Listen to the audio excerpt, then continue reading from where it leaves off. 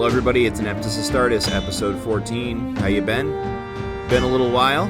Got a couple things to continue on from last episode. We're going to be continuing on with our heavy support choices, going to be answering some listener questions, and going to be finishing up our series on Zach's pile of opportunities. Finally, the long-awaited finale? Finale is the word we're going to use. All right, we're just going to get right into it with some listener questions. So this is a good one submitted through email. Reminder, if you're listening, that you can send emails to me at ineptusastartes30k@gmail.com, and I will get to your questions, answer them on the show when I can. This one is a question about building units, and in particular, this person was talking about command squads and what to kit them out with and how much to spend. But in general, there was an interesting question, basically said, how much is too many points to spend on one specific unit? Sometimes when I kit out certain things or I try to figure out what I want to put into it, all of a sudden the cost has ballooned and I'm looking at something that is 400 or 500 points. Is that unfeasible in a standard game? So there's a lot of different ways to answer that question, and a lot of it comes down to the way you want to design your squads or whatever else.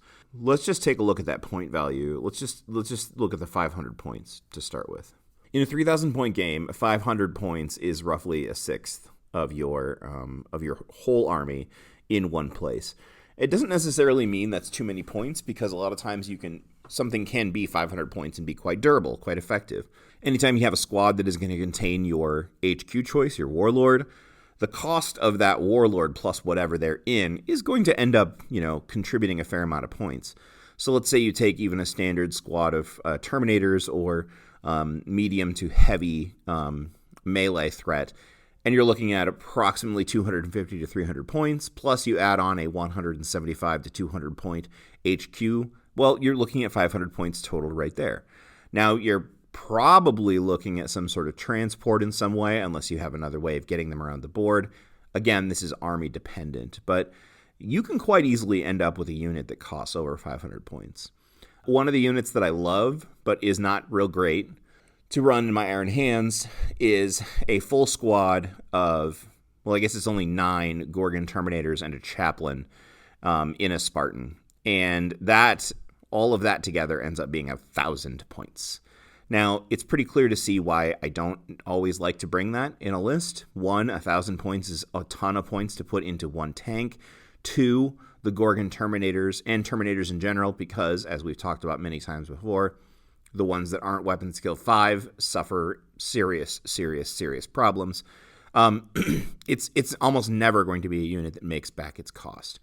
The models look fantastic, and I really enjoy using them, so that's cool, but it's not something that is going to be cost effective.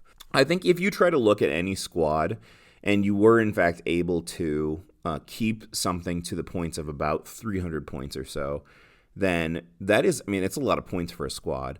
But still, if you consider that you're looking at 3,000 points, there is something really interesting about the idea of putting a top-end cap on spending those points. So let's take a look at comparatively how many points other squads are, and maybe that can give us a sort of a baseline to try to think about and answer this question. So let's start simple with something that almost everyone is going to have, probably in abundance, or at least the possibility for that, which is the tactical squad.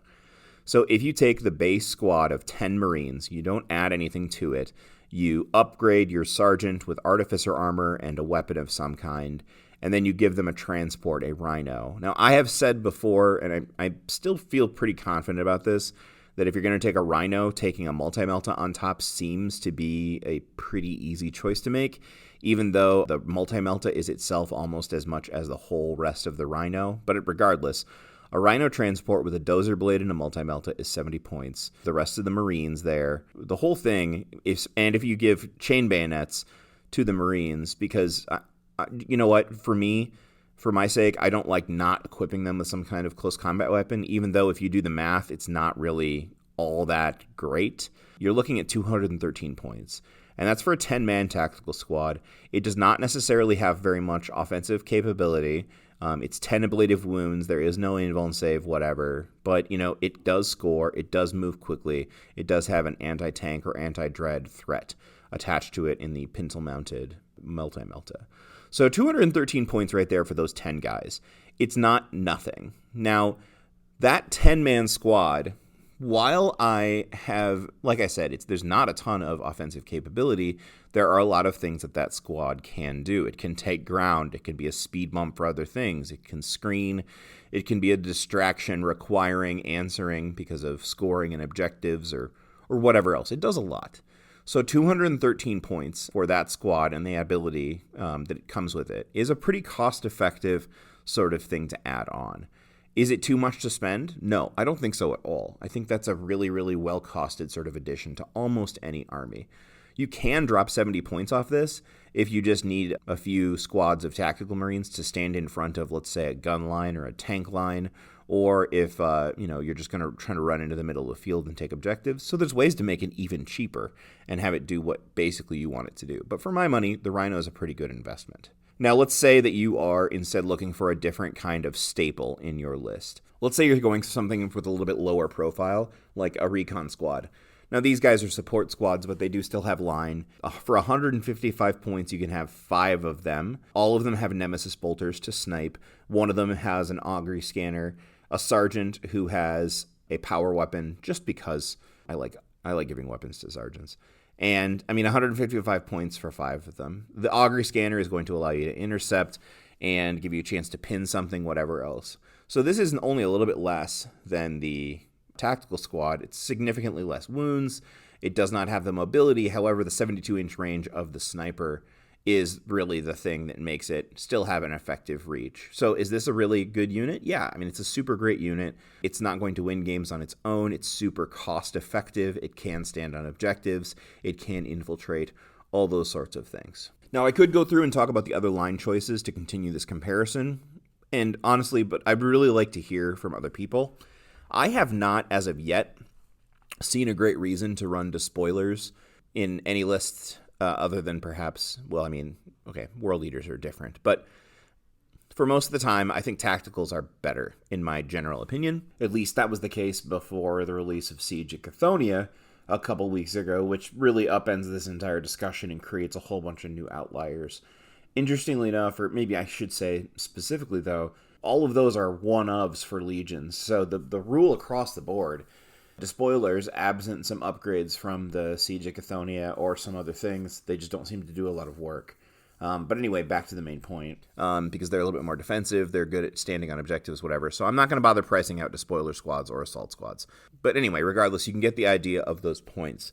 Roughly 200 points for a troop choice which can score is a good amount of points to spend. So let's compare it to something that, we would consider more expensive or more dangerous or more whatever, and see how well we think the whole thing fits. So I just happened to be scrolling through lists that I haven't used, and I came across a Firewing draft that I had been trying to make work and failing, and it's sort of an abandoned project for me right now. I hope to get back to it sometime, but, we'll have to wait and see. But regardless, one thing that does work in the Dark Angels lists that I've been running are the Dark Deathwing Companions, which are absolutely amazing bodyguards, melee assisters, that sort of thing. So for 310 points, I've got a Deathwing Companion detachment here that has 7 bodies. It has 5 Tyrannic Greatswords, and a power two guys with the shields so that you can have the special and invulnerable save, and also lower the initiative of something striking against it. And with all of that, this squad, for example, if it goes up against a tactical squad, there's really no chance the tactical squad is going to be absolutely butchered. Okay? Now, the question becomes about efficiency or whatever else, because this is a 300-point squad going up against a squad which, without its transport, is only worth about 150 points. So one of the things we have to ask ourselves is this too many points to be spending on something that can kill like one tactical squad? Well, you want this squad to go up against another HQ choice, another worthy expenditure of something to slaughter it, kill it, and earn its points back in that regard.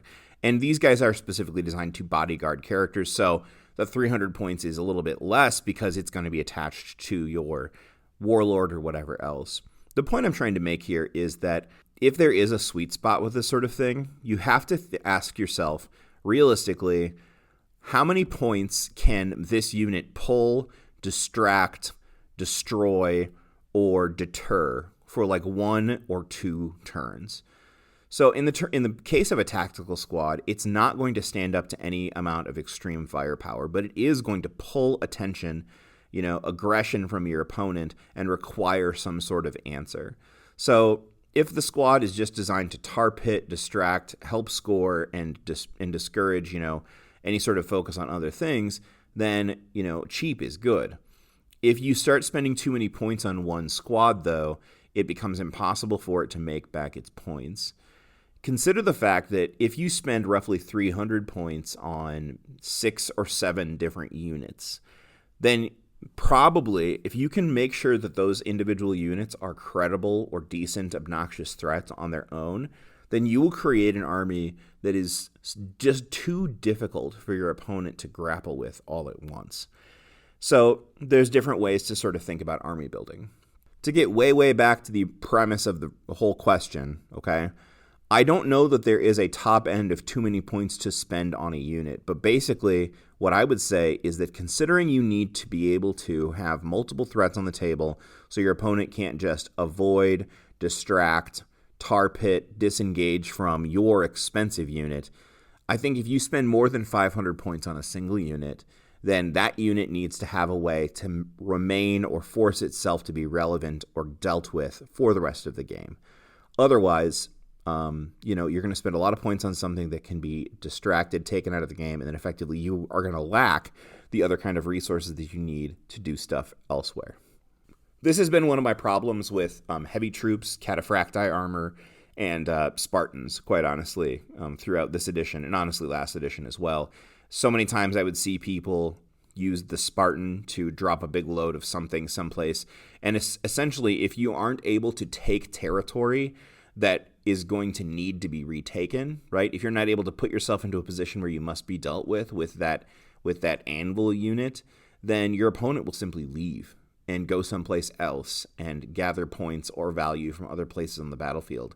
And you will essentially have, through your own battle choices, negated your ability to interact with the field. There's also the narrative sort of aspect to filter in here. And I mean, I don't know. It feels to me like I never really read a story where the HQ, the main character, whatever, isn't surrounded by a team of, dudes that are, also similarly special in some regard. So having a command squad or having a kitted out sort of small Death Star of about 500 points, it seems to make sense to me and it feels right considering that, most of the time that's the unit that I want to throw against my friends. Similar list. But that's sort of the meta that I play in where we kind of like those clashes. Like it's sort of expected that the warlords are probably going to get a chance to meet at some point and duke it out. It just seems like the thing. Now, your mileage might vary and maybe you've got a meta where that's not the case. Maybe people don't run those units, whatever. I think if you run one unit like that, I think you're fine. But it really kind of depends on what else you're usually seeing. I would suggest no more than one unit of about 500 points or maybe more. And then the more units that you can get into that 200 or 300 point sort of range, probably the better for just like your overall ability to interact with the field in a lot of different ways. Make sure you're not trying to bring anything that is too absolutely broken. And, also, most importantly, by keeping your point costs down, you can also add in interesting one-ofs or sort of unique additional units that are just going to make your army look more interesting from a variety standpoint. So, is there a 100% correct answer? No. Different armies are going to have slightly different builds in that regard. I myself would say anything more than like 600 points, and I mean, while this does include Primarchs, you might want to play with Primarchs anyway, but it definitely does include Lords of War. Fitting one of those into the list really makes it difficult to fit in a lot of other things. So you kind of only get to choose like one big toy, and then the rest you kind of have to build for necessity. But that's up to you. What do you like to see? What kind of variety do you like to have? Do you really like the idea of like one big thing rumbling down the field? Is it really unfortunate that my Mastodon will probably only ever see the field in Apocalypse games because 700 points for a bus is just too much? I don't know, but you get the idea. All right, I've got one more question before I want to get into the main features, and this is an important one. So we are now a little over a year into Horus Heresy 2.0, and people have been building things, trying things. And I think by and large, people have an idea of what is good, what isn't, what should probably be fixed and whatever. And that's all fine and well. Theoretically, hold on. Is there anything? Yeah, hold on. Just knocked on wood about the Demons release that's supposed to be here any day now. But anyway, regardless. We're getting new. We've got Militia now. We've got Solar Ox, Sisters of Silence, Mechanicum, Custodes, and then of course all the Marines. So we got a lot of stuff to play with and variety of stuff. Oh, Knights, can't forget Knights. As your games continue to grow, you're gonna see more growing pains. And so I got this question from my buddy Chris and friend Josh, and they both had a really good question, which is, what do you do about growing your local club, particularly growing it in the right direction? Chris talked about the fact that there is a local idea about how the game should be played, and that people are, what's the best way to say this? Lists are getting harder and harder, tougher and tougher, and that people are bringing lists just designed to maximize offensive capability. What do you do when your community is getting whack? So we all know this. Okay, that's not true. Let's not assume. Win at all costs is the whack mentality. And it just means that the whole function of the game is to win. Now, I've talked before about why that's not necessarily a great way to play Horus Heresy. One of my main reasons that I think that is that I just don't think the game is designed with a tournament mindset in mind, and so there are not the kind of immediate balances and counterplays that you might find in other systems, because this is supposed to, I think, be a narrative game. So what would I do if my local meta was becoming too focused on winning, too unfriendly because of the aggressive nature of the lists we were showing up, to the point where new players would show up and have a bad experience at the table? What would I do? Well, so I guess we're going to assume a couple things here. One is, I guess I'm assuming that if I am a person who has enough respect in my community to have a voice that be heard, I would just try to talk to some of these players and ask them, like, what is it that you want to get out of the game? And if I'm not, then maybe this is just a rhetorical question to pose to all of my listeners and everybody else. What is it that you want to get out of Horus Heresy? One of the best things that I did and have done, and I've talked about it before, in the earlier part of the year, in the spring, I was playing games with Ben, Dark Apostle Ben, and we did our own little mini end of campaign for the Beta Garment event, which we played at for Adepticon. And one of the things we did right at the end, for the last 2 months, was the last game of Beta Garment that we played before we went to Adepticon. We played a teams game with and against each other. We had been playing 2 armies each. Both of us were playing 1 Loyalist and 1 Traitor force at least, and mixing it up and playing the games and having a good time. When we decided to figure out which of those armies we took to Adepticon, we both brought both our Traitor armies and our Loyalist armies, and we played, like I said, against ourselves. The experience was an absolute blast. It was really fun to talk through the narrative of what would go where. We finished up grudge matches between characters. It was really, really great. The experience for both of us, I think, was very rewarding because it helped us to put a cap on the narrative that we'd created. It was very fun, and it helped us connect what we were doing to a larger sense of the community through the cool stuff that Alex had done. Now, part of why we were able to do that is because, we sat down months before and talked about what is it that we wanted out of this Push for Beta Garment event. What is it that we wanted to do, to accomplish? And I suppose it's possible that wherever you are listening to this, you might find yourself in a meta that is particularly challenging, that is more difficult, where the community just in general has decided that they want to make a show of building tougher lists, providing deeper challenges for one another. But I think it's important to note that not every player is going to enjoy that. However, this question does bring up a point that I have been trying to make to a couple friends recently, which is the fact that the wargaming experience is relative and also determined by a lot of different things. So, there are new games that are coming out this summer, and I know a lot of my friends that play Warhammer also play video games. And so we talk a little bit about the games we're playing. I'm less of a gamer than I used to be by about 1,000,000%. However, the experience that we all have while playing, let's say Diablo 4, which I am still playing, or what are people still playing? God, I got some old heads friends who are they still love Rocket League, okay? When they log into Rocket League or whatever else, that experience is set by the community that you're based in. And that community, that concept, is largely controlled by the purveyors of the game and the way they build those things together. Wargaming is not like that. And it's very much more like Dungeons and Dragons or something where the types of concept, the way that we interact with our community, the types of games we play, the types of units, the types of missions, whatever, it is largely left up to us.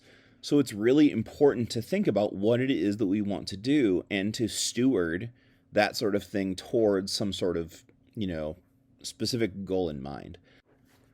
I've got a friend named Jacob. He's from the Accountability Buddies, and I haven't asked him if I can use this yet, so this might get cut entirely. Jacob has had very public conversations about the fact that he's super frustrated with 2.0 because the kinds of armies that he wants to build are just, they don't seem to be viable. They don't seem to work. They run into big problems. And that can be super frustrating for him, and it's causing him no shortage of problems. I also get the sense from talking to him that it seems like maybe the meta that he plays in Indiana is a much more aggressive meta than the one that basically I have helped create, or, Ben and I guess, have helped create for each other and in our local environment. There are people in my area who play Heresy and are pretty aggressive about the way they build things. And so when I play against that person, I just know to bring a slightly tougher list. That being said, we would never let that person play a new player because we want them to stick around and play.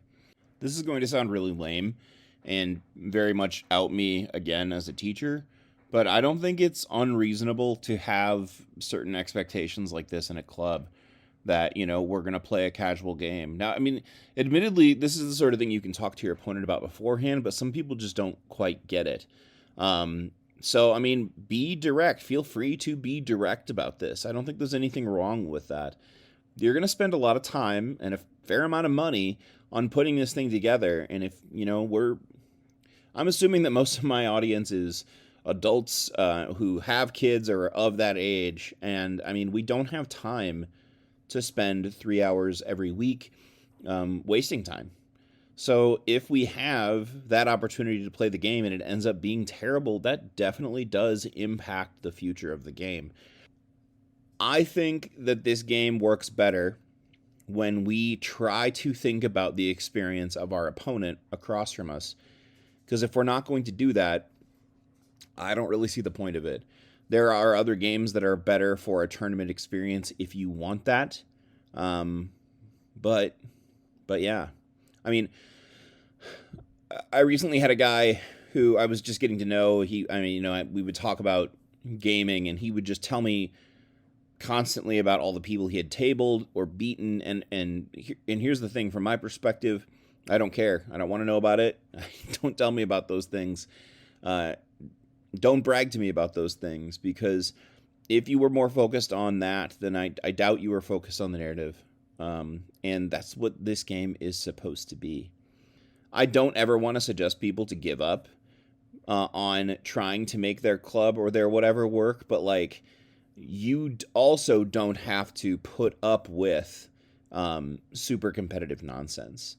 And there's nothing wrong with looking at something, especially if it's somebody that you've talked to before, and saying, I'm not going to play that today, right? I'm not going to play your 7 contemptors list. It's just not, it's not necessarily fun. It doesn't make for the game. It doesn't make for an enjoyable game for everyone. Now, part of that then is understanding that there are certain parameters that you should have when building lists. These obviously aren't things you can get everyone to agree to, but it's something that I can establish for myself and I can explain to my opponents, which is a pretty decent segue into our very last installment of our visit to Zach's pile of opportunity. So it has been a long while, but we are finishing up part 3, taking a look at all the models that Zach has and looking at all the different ways that he might choose to build them for the Imperial Fists. In previous episodes, we have taken a look at the Hammerfall Strike Force and the Stone Gauntlet, of which I said before, I know that the Stone Gauntlet is extremely powerful. I personally just like the Hammerfall Strike Force better. I think it would be more fun for me and maybe for my opponent. But regardless, the last one is the Templar Assault, and it is keyed a little bit around everyone's favorite or least favorite character in the... Well, I guess he can't be least favorite as long as Erebus exists, but if you've played against him, you know that Sigismund is a bit of a bear. He was more so in last edition, he still is this edition, but we're going to talk about ways to build this list and what you should do about it. So anyway, the Rite of War Templar Assault. So the effects of this Rite of War are that the Templar Brethren, which are a unique squad for the Imperial Fists, they can be taken as troop choices in this detachment with this Rite of War. All models in a Templar Brethren unit taken as part of this detachment with the Rite of War here gain Heart of the Legion and Line, which is really cool. Line especially, but Heart of the Legion is good too. For the duration of any turn in which a unit of Templar Brethren taken as a part of the detachment using this Rite of War disembark from a model, all models in the disembarking unit gain Rage 2. This does not count if there's an emergency disembarkation. Rage 2. That's 2 additional charge or attacks on the charge. That's really good. So the limitations is that you have to take the Templar Brethren to fill all the compulsory choices, which is a similar theme for the Imperial Fists. This Rite of War can only be taken for a detachment with the Loyalist Legion. All detachments in an army that include this detachment must have a version of the Legionis Astartes X special rule, meaning that you have to be not only Loyalist, but you can't ally this detachment with, like, non-Astartes. So no Militia, no Solar Ox, no Custodes, no Sisters of Silence, which is interesting. On top of that, the detachment using this Rite of War cannot take more elites and fast attack choices in total that they have troop choices in the detachment, in total. So, for example, if you have 3 troop choices, you can have up to 3 fast attack and elites choices combined. This is a tough deterrent here, although it doesn't touch heavy support, so you can still take all your full 3 heavy support choices without any concern, which is good, but it does mean that you are going to have to, for example, it's going to be harder to load up on Contemptors, a little bit anyway, because you've got to have more or equal to the number of troop choices you have. So that's interesting, that's good, I like that. So we should talk a little bit right away about the Templar Brethren, because they are the cornerstone of what this Rite of War is built around.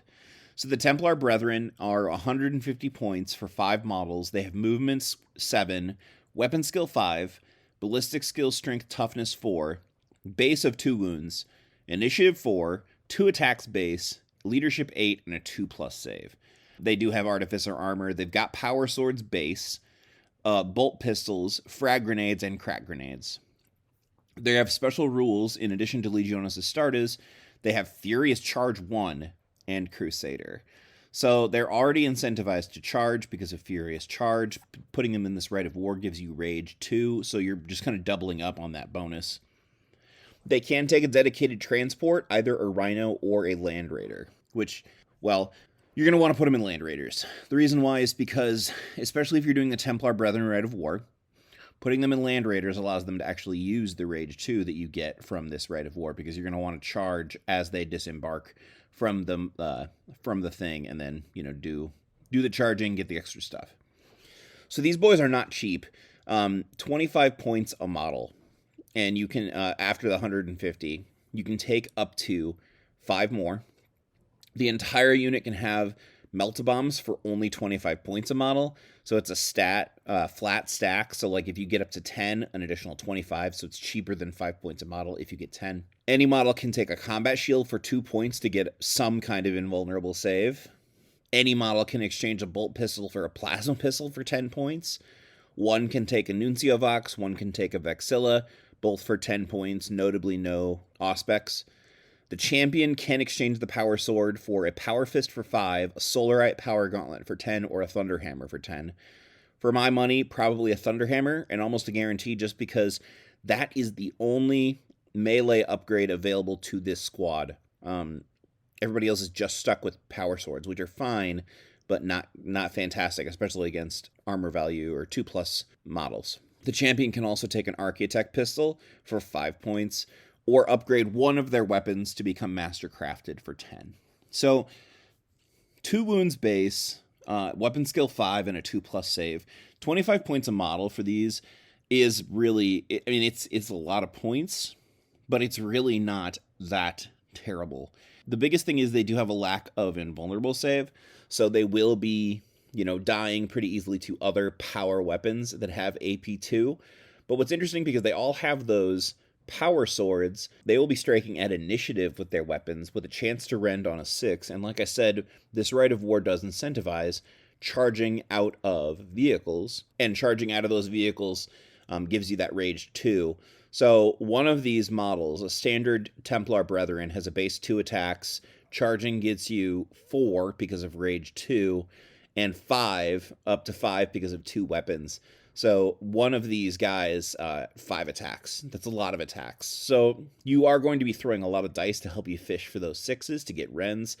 It's pretty great. On top of that, Furious Charge means that you are going to be wounding slightly more often, and this has the ever important weapon skill 5. So at the very least, against other elite units, you might have a hard time killing because you lack the AP, but you got the weapon skill on the right side so that you can actually make that happen. Now, on top of that, in this Rite of War, this squad is also going to gain Heart of the Legion, so a 6+ invulnerable save if they're within 6 inches of an objective, and also Stubborn, which will help them stick around in the middle of the board when you need them to. And that's going to be really, really important as well. They're going to be scoring units. You can dump them out of a Land Raider, charge something, tear it up, and hold the line with them. A combat shield for 2 points apiece actually is kind of compelling. If you had 10 of these, it's 20 points to give yourself a 6+ invulnerable save, which isn't like fantastic, but it's really, for what it is, for a 6+ invulnerable save, it's a very small amount of points for a 25 point apiece model. So it might be worth considering depending on what your points are at. I'm not sure that I would buy them plasma pistols, although you could, but they're already pretty expensive as is. I would think Thunderhammer. I would think Thunderhammer on the champion, maybe Mastercraft it if I was feeling crazy, and then combat shields. When you add all that up, when you get 10 models with combat shields, champion has a Thunderhammer, and then the Land Raider that you're going to want to put them in, it gets expensive. We are not talking about a 550 point unit. Now, obviously, this is going to be a lot of points, but it is pretty darn powerful points. Coming out of an assault vehicle, they're protected by a 14 armor cocoon. Maybe you think about putting an apothecary in there with them as well, but that just really jacks up the points. I could see myself building 2 squads of these at most, and putting them both in Land Raiders, and then having a really, really scary middle of the board threat against basic infantry and some of the sort of Death Stars that you might see, as long as you had some support from someplace that also is going to have something to deal with Terminators with 4+ invulnerable saves or the like. Now, if I take 2 of these squads for 550 points, and then I have 1,900 points left in my list, then I can go ahead and bring like a couple blocks of 200 tactical squads, despoiler squads if I really want to, although I'd probably just bring tactical squads, put those in rhinos to come alongside. So I basically have an armored front that's advancing here. Then if I can get myself up to like, say, 4 troop choices, then I can feel like bringing 1, an apothecary detachment, so that I can take a couple of apothecaries to go with these Templar, and then 2, maybe a couple of Contemptor Dreadnoughts. I think that's going to be really important in a list like this, because the Templar are really awesome and really killy, but they're going to struggle against AP2. So if you can have a Contemptor Dreadnought jogging alongside the Land Raider to sort of support that, then you're looking at an unbelievably effective combat force. On top of that, Zach, I probably would also bring the standard autocannon heavy weapon support squad that you've already been using, because I think it's super thematic, super fluffy, gives you even more scoring troop choices to work with. and, whatever else you want to fill out the heavy support slots with. Reminder that you're going to have 2 Land Raiders in this army already, so you already have some heavy armor and some las cannons on the board. Plus that with the Contemptors, you're looking at roughly 1,500 points of very killy stuff right there before you get into whatever else you're going to do with the troops and whatnot. Now, what's interesting about this list, this Rite of War specifically, we have a similar sort of situation to what I talked about last time with the Stone Gauntlet, which is there is a character that you would sort of associate with this, and the character has almost a little bit of anti-synergy with the Rite of War. So, okay, let's talk Sigismund. 230 points for Sigismund. He is the first captain and the martial champion. He ends up becoming the first master of the Black Templars. Spoiler. He has movement 7, weapon skill 7, ballistic skill 4, strength 4, toughness 4, 4 wounds, initiative 5, 4 attack, strength or leadership 10, and a 2+ save. As far as his gear, he's got artificer armor, an iron halo, the black sword, a master-crafted bolt pistol, because of course, why not, and frag and crack grenades. He's got so many special rules. Imperial Fists, of course, independent character, and Master of the Legion, as you would expect. He is also fearless.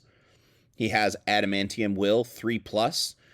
Has some of his special unique rules. He has the Dolorous Fighter, Death's Champion, a 3+ precision strikes, which is crazy.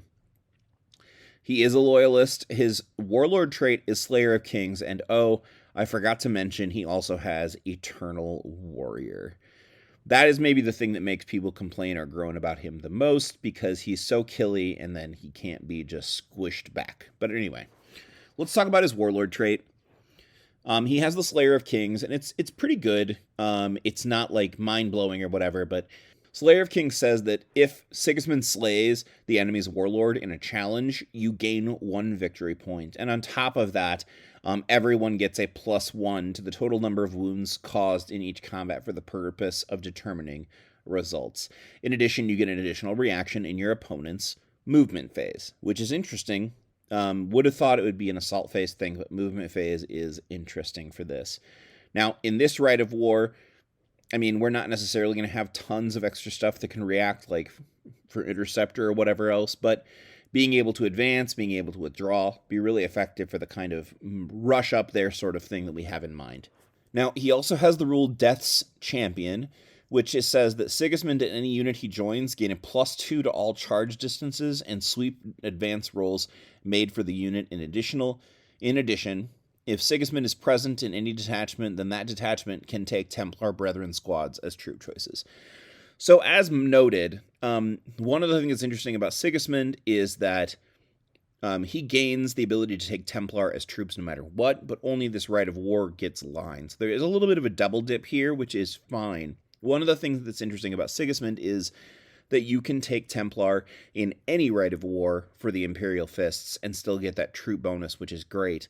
But it's a little bit of an overlap, which, again, that's fine. Finally, he has the Dolorous Fighter special rule, which says when a challenge is issued in any combat that includes Sigismund, Sigismund must always accept that challenge with Sigismund.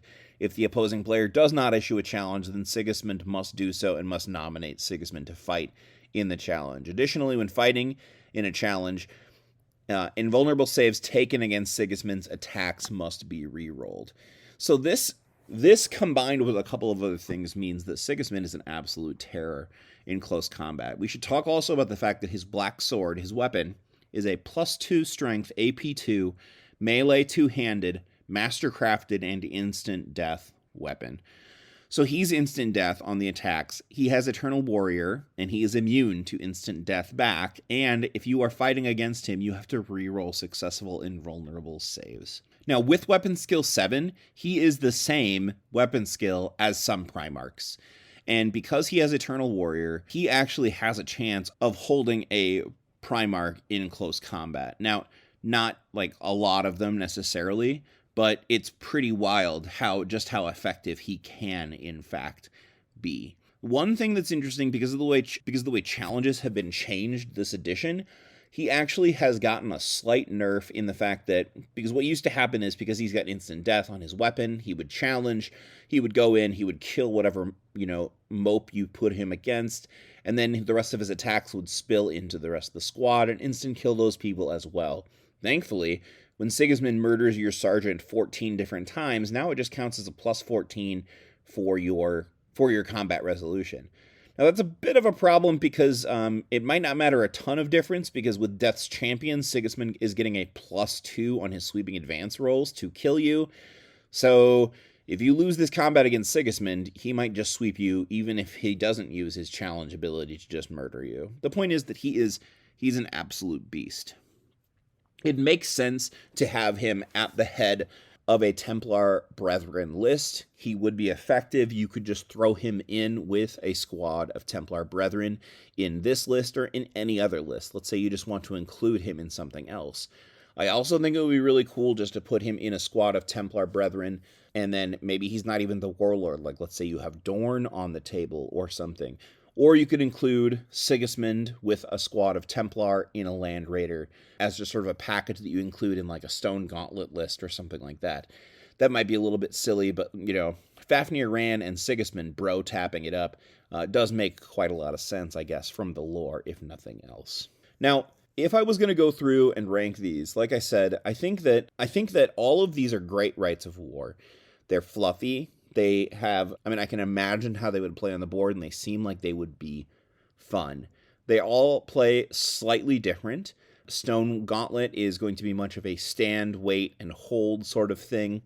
Hammerfall is, of course, really, really leaning on that deep strike, really thinking about that teleport strike. And Templar Assault here is very much a guys in tanks charging up the board, running out, and taking territory. Really fun no matter how you do it. There are special characters all over the place that really could be fun for you to play with, Zach. Ultimately, I think you've lucked out with the huge pile of models that you have, because you could make 3 very different armies that play really different, that use the same rules, and are really fun and fluffy. So anyway, thanks, Zach, for giving us the opportunity to talk about his army, to talk about the different things and chances, or stuff that he could do about it and with it. And look forward to more of this in the future. On the next episode, I'm going to talk about the massive collection of my friend John from the Accountability Buddies podcast, who has a whole crapload of extra stuff he wants to put in his Ultramarines, and we'll start talking a little bit about Ultramarines. If you have a pile of opportunity that you would like to be talked about on Ineptus Astartes, please reach out to me, because I don't know how I feel about doing 2 loyalists in a row. It makes me feel kind of dirty. So go ahead and reach out. I would love to have you featured on another episode later on down the road. So now to finish things up for the episode, I'm going to talk about a couple of more heavy support choices. In particular, I want to talk about 2 tanks that are in the core book for heavy support, both sort of filling similar roles, as far as they are both artillery-style tanks, and that'd be the Scorpius and the Arquitor. So we're going to start with the Scorpius. It's the older of the 2, and they were very popular last edition, and I think they're still going to be pretty popular here. The Legion Scorpius Squadron is 120 points, movement 12, ballistic skill 4. It's got the same chassis as everything else does, as far as Predators, 13, 12, and 10 on the front, side, and rear, and 4 hull points. It has 1 is the unit size, and you can take 1 additional in the same squadron for 105 points additional. And you have the turret-mounted Scorpion missile launcher, you have the pintle-mounted twin-link bolter, and you have smoke launchers. And you do, of course, get the Legionis Astartes X special rule. You can take an additional pintle-mounted weapon if you so wish. I typically don't, but my friend Ben always spends 5 points for that pintle-mounted heavy flamer when he's playing as the Salamanders, which has done, well, I've talked about it before, it's funny. In addition, for 5 points, you can have a hull-mounted hunter-killer missile, which I don't necessarily recommend, a dozer blade for 5 points, or searchlights for 5 points.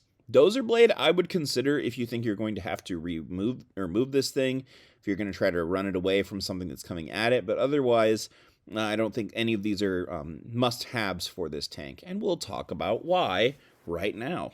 So the main thing about this tank is the Scorpius missile launcher, and it is a 48-inch range, strength 8, AP 4, heavy 1, barrage, large blast 5 inches, and I'd like to point out that large blast 5 inches are harder to get than they used to be, so that's great.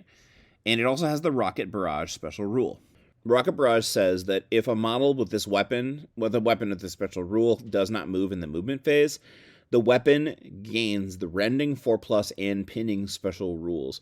So your strength 8 AP 4 weapon gains rending 4+ and pinning, which is pretty great for an anti-infantry option. Now, it used to be AP 3, so you're not auto-squatting Marines anymore, but rending means that you're potentially killing Terminators or things in Artificer armor, which is pretty awesome. And the pinning also is just sort of an added bonus. It's already pretty great. And actually, now I think about it, something I totally forgot in my last game. So barrage is a special rule that says that basically you're using your blast markers and whatever else, but barrage weapons can fire indirectly. This means that you can hide your Scorpius behind a large building where it wouldn't normally have line of sight, and it can still shoot at stuff. Now the big thing is that when they don't have line of sight, as long as the target is beyond their minimum range, you can fire, but the biggest thing is that you do not subtract your ballistic skill from the scatter like you would normally. So one of the things you're going to really want is to make sure that you have a Nuncio Vox, because Nuncio Vox allows you to reroll the scatter. So like putting a Nuncio Vox on 1 or 2 tactical squads becomes a really smart thing to do.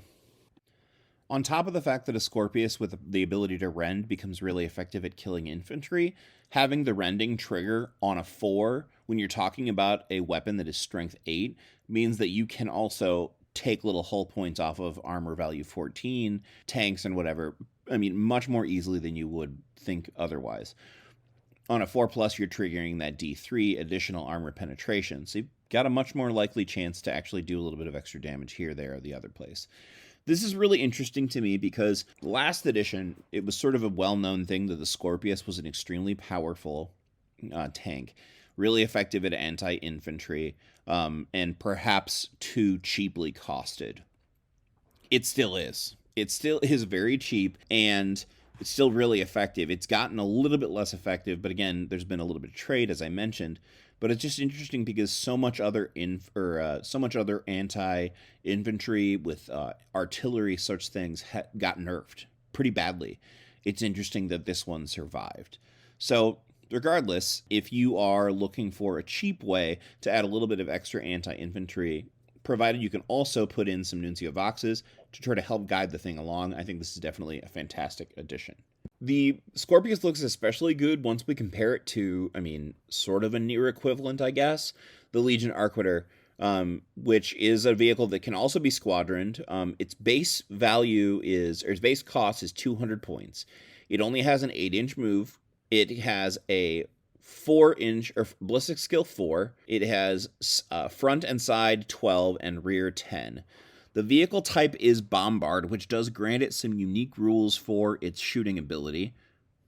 The Bombard subtype specifically says that when a model with this unit type moves at combat speed, it can fire any number of ordnance weapons and may also fire any non-ordnance weapons, normally ignoring the restrictions for combat speed. However, when at cruising speed, it may only fire a single defensive weapon. So it's not moving a ton, but it is moving. Now, keep in mind that when combat speed is half or less, this means that your vehicle, your Bombard, can move 4 inches and shoot everything. Cruising speed means that 8 inches. So you're really not going very far. It's interesting, the Scorpius can move 12 inches, but if it does it, it really loses the effectiveness of its gun. This thing is not going to want to move. So the Arquitor comes stock with a central line mounted Morbus Bombard, 2 heavy bolters on the sponsons, and smoke launchers. It also has the move through cover special rule, which is interesting because although you're not moving very fast, you can move through cover without worrying about it. You have the ability to upgrade your Morbus Bombard to 2 different options, the Graviton Charge Cannon or the Spicula Rocket System.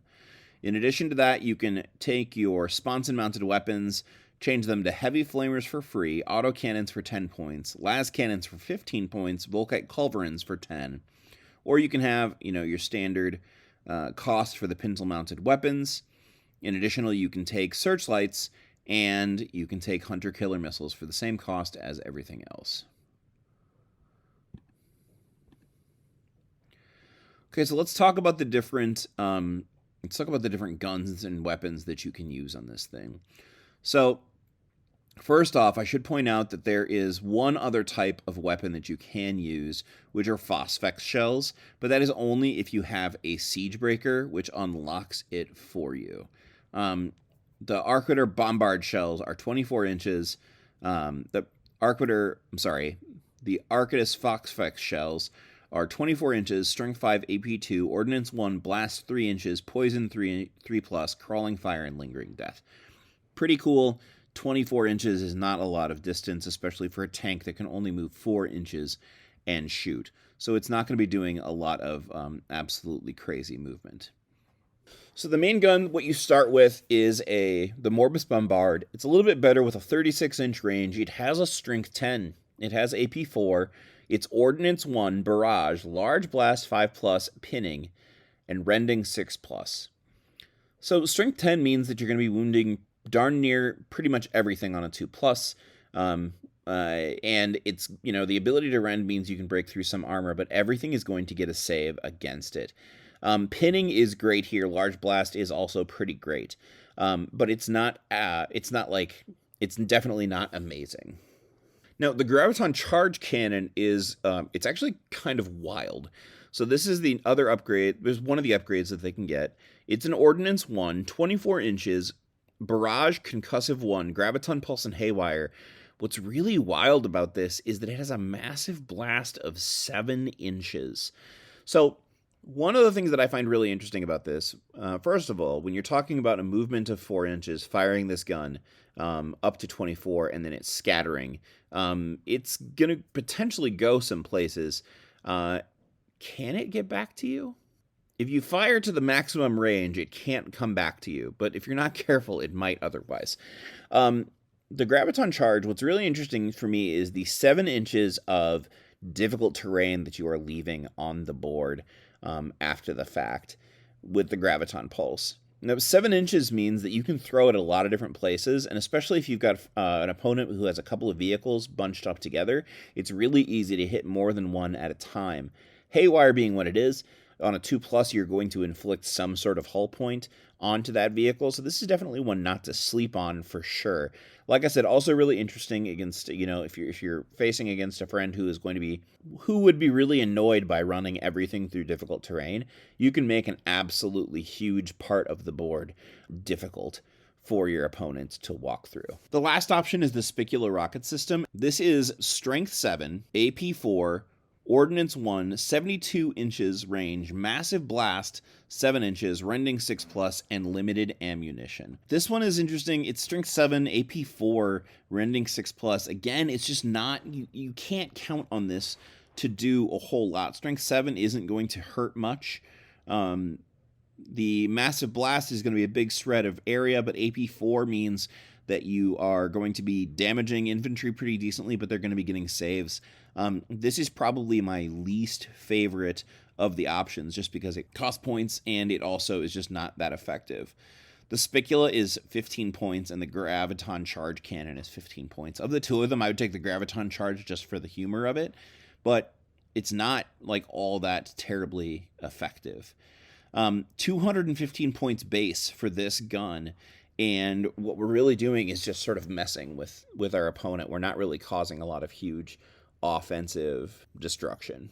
The Phosphex, if it were a large blast, would be really tempting on this, but with the small blast, and I guess I don't necessarily see or rate that so much either. And it's still a 20-point upgrade to get that Phosphex, so it's getting, again, pretty expensive. Of the two of them, I think that the Scorpius has the clear advantage, just because it is almost 50% of the points. And it does have the ability to kill infantry. It does have the ability to hull point tanks and that sort of thing. Now, Does that mean I don't think you should take the Arquitor? No, absolutely not. The tank model is absolutely sweet. And like I said, I can see some really interesting combinations and ideas behind that Graviton charge system. Simply the ability to shut down a lane of traffic or really limit my opponent's ability to move just a little bit. I mean, that's a lot of dangerous terrain tests, which is also pretty funny to think about. So, as far as I'm concerned, there are some other things to talk about in the heavy support choices. I could talk about the Fire Raptor more specifically. I don't think I'm going to, though. And I think I'm going to consider this segment of the show finished. We've talked about the Dreadnoughts. We've talked about the Predator. We've talked a little bit about the Sakharin in a couple of other different places. And now it's time to move on to something else. So I'm curious, what other things would you like me to look into? Would you like me to talk more about the elites? Would you like me to talk about fast attack choices? Talk about speeders? Something else? Go ahead and drop me a line at Ineptus Astartes 30K with any of your suggestions or ideas, and I'd love to hear from you. Okay, that about does it for now. Thanks so much for tuning in. I really appreciate your continued support, even with the long breaks. I've been trying to put stuff out on YouTube a little bit, but I haven't done an official episode in a while, so this feels good to come back to the standard format a little bit, and this will be posted on both YouTube and on Blueberry in the standard places and wherever you can normally get your podcasts. I actually want to take a second here as the close of this episode to point something out. While there has been a big break here, we have now rounded out 12 months of Ineptus Astartes. It was, well, I guess 13 months. I've been doing this now for a year, and I want to just say how grateful I am and thankful I am for all of the support. I haven't done a main episode in a while. I have done a couple of videos on YouTube, and they were received really well. One of our videos about the Inducti got almost, I think 1,500 views on YouTube, which was just, it was really awesome. I really am enjoying doing this content for you, and I hope to continue it for another year. So let's keep this going. I really appreciate your support. Thank you so much. If you're seeing this on YouTube, please like and subscribe. If you are downloading this on Blueberry or on Apple Podcasts or something, thank you so much. And you could also go to YouTube and like and subscribe if you like. Take care of yourselves. Email me any questions at ineptusastartes30k@gmail.com or comment on YouTube, and I'll get back to you as soon as I can. Thanks so much. Take care of yourselves.